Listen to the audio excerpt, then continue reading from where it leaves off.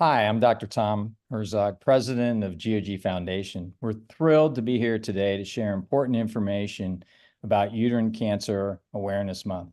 As you may know, the IGCS has created hashtag Ucam and designated the month of June to raise awareness about uterine cancer with the goals to reduce disparities in uterine cancer and close the gaps in research and treatment. Today, I'm joined by International Gynecologic Cancer Society's CEO, Mary Aiken, and GOG Partners Uterine Cancer Lead, Dr. Brian Slomovitz. We're going to discuss the important global initiative that seeks to raise awareness about uterine cancer. Mary? Hi, I'm Mary Aiken. I'm the CEO of the International Gynecologic Cancer Society, the IGCS. Thanks for having me today. Hi, thanks, Tom, Mary. My name is Brian Slomovitz. I'm a gynecologic oncologist in Miami Beach at Mount Sinai Medical Center, and I am for the GOG Partners Group. I'm the uterine cancer clinical advisor. And more importantly, or equally importantly, I should say, I was the inaugural chair of the initiative to create Uterine Cancer Awareness Month with the IGCS. So, Tom, it's really a pleasure to be here and to talk about the progress we're making, really the momentum that we're creating with this initiative. Yeah, I want to thank both of you for joining me to talk about this important project that you have. And just thoughts on, let's start off with, this is year 2, right? It is. And, so tell me a little bit about year 1 versus year 2, since is it a little bit different this year? In my opinion, I think it is. I think we've definitely gained traction. I see more and more on social media. Even today, as the work week closes out and the month closes out, I see a lot of people referencing as Uterine Cancer Awareness Month comes to a close. We still have a lot of work to do and want to keep the momentum going throughout the year, but it really felt like people were getting behind this concept this year. I don't know your thoughts, Brian. Yeah, no, I think I agree completely. Last year we were very ambitious. We wanted to create something that didn't exist. Particularly, remember, guys, the uterine cancer is the most common gynecologic cancer. Not only that, we're the number of deaths due to uterine cancer, surprisingly and disappointing, is outnumbering that for the number of deaths of ovarian cancer. So we need to do more. In addition to the clinical work we do, the research work we do, a big part of it is awareness and knowing that there's a problem. And we didn't have anything like this beforehand. So yeah, I think to your point, Mary, a lot of the momentum we're creating. The number of tweets, I don't have the numbers, but even the number of tweets and social media posts about this through individuals and societies is really seems to be growing tremendously. And the future looks to be a lot more, hopefully, in the future. So Uterine Cancer Awareness Month, you've told us a little bit about the initiative itself.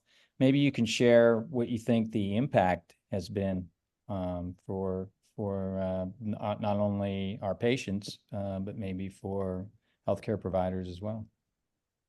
Yeah, I really hope that healthcare providers are also catching on to this as well, right? Signs and symptoms when women present, and also with the patients, that they're more educated and aware of their bodies.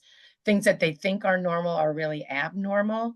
And we really did try to drive home this message and communication around equity and diversity, and really recognizing the need to reach all patients in all corners of the world. And hopefully this campaign has been doing that. As Brian said, we don't have back the full numbers yet, but we'll certainly be excited to report that back in the coming weeks. That's great.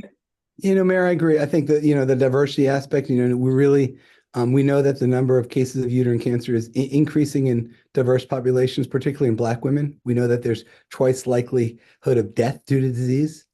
And we need to do better, whether it's different treatment options or better treatment options. The other thing I like to just mention quickly about awareness, the course of uterine cancer goes from the initial symptoms all the way through the diagnosis, the treatment, and then survivorship and living a productive quality of life after cancer. And I think one of the, Mary, with your leadership, we're really being able to focus on all those areas, not just diagnosis, treatment, and surgery. Women are living with this disease as survivors for a long, long time. And this awareness is really embracing them and helping them get through the process with the support they need. So big component of this is the DEI, right? Brian, you alluded to the disparities that we see in the outcomes.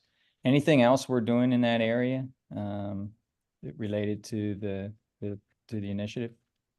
Yeah, I think the the awareness brings a lot of the unmet needs that we need to fill.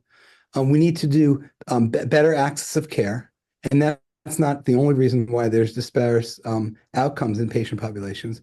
But one of the things, Tom, as I know you and I are really passionate about, is the research. Yeah. We're really focusing now in all of our clinical trials before they begin to have diversity, DEI plans, led by one of our close colleagues, Bhavna Pathuri, within the GOG partners, to have a diversity plan to ensure that trials that are accruing include an appropriate percentage of diverse populations. So the results are relatable to all of the different populations that we serve. It's not acceptable anymore to have a low number of diverse populations when we know the populations are much higher than that. I couldn't agree more, because it really is actionable. What the GOG is doing through this effort is actionable, and driving awareness is one thing, but making actionable items and holding ourselves accountable to that, I think, is huge. And with Brian's leadership, we developed a consensus statement this year. And in that consensus statement speaks to all of these aspects, but we closed it out with what we believe to be action items that we will focus on in the coming months. And I love that GOG Foundation has taken that opportunity to start driving action in the way in which you design your trials. It will be huge for women. Yeah. Yeah. Brian, is the uterine lead, in terms of uterine cancer for the GOG Partners Group. Tell us a little bit about how successful things have been this year. It's been a great year, right, for regulatory approvals with the FDA? Yeah, no, I think it's been a great year, and a great year, more specifically for our patients. What we're finding is we've done studies that have reported out over the last couple, 1 or 2 years, that have been positive trials demonstrating not only progression or decreased risk of recurrence, but also some overall trends towards overall survival benefit. And this has led to FDA approvals. Just in the last month, we've had 2 of our immunotherapy agents have FDA approvals. One was a study that was based on a study led by our close colleagues Ramez Iskander, giving pembrolizumab, or approving, I should say, pembrolizumab for all women with endometrial cancer with chemotherapy in the first-line management of the disease.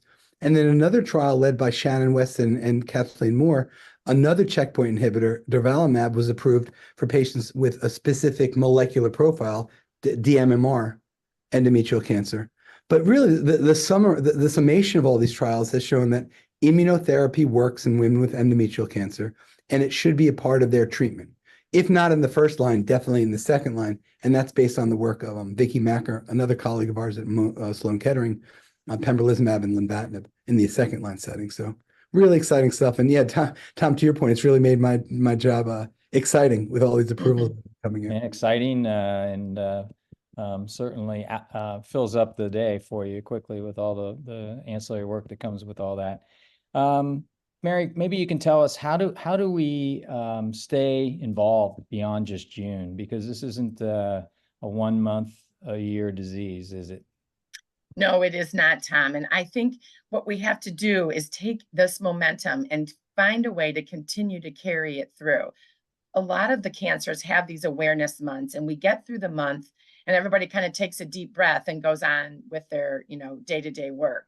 We have to find a way to weave in uterine cancer and awareness every day that we're doing our work, whether we're giving talks, talking with patients, using our digital marketing channels, and really relying on each other to help amplify the voice in a continued manner throughout the year. It is really important. This just can't be an episodic month. Yeah, so well said. Well, I want to thank both of you for joining me today to discuss this really important topic, and for your efforts in continually bringing awareness to uterine cancer. It's so important. We're so appreciative for your incredible leadership on this and other important initiatives in gynecologic oncology. And I'm always excited when there's a GOG IGCS partnership, because it seems to go so well. It really does. I think we share so many of the same core values. So thank you. Well, thank you, Tom, on behalf of the IGCS leadership. We really couldn't do this without you, and I couldn't agree more on our partnership. It just bears so much fruit to the gynecologic oncology community. And you guys are true colleagues to us, and we really appreciate that. Well, appreciate those kind words. I want to invite our audience to continue to follow both organizations, IGCS and GOG Foundation or GOG Partners, on Facebook, Instagram, LinkedIn, and X, as we continue to raise awareness and share our missions in transforming the standard of care in GYN malignancies. So thank you. Thank you. Thanks, Tom. Thanks for having us. Thank you. Take care, guys.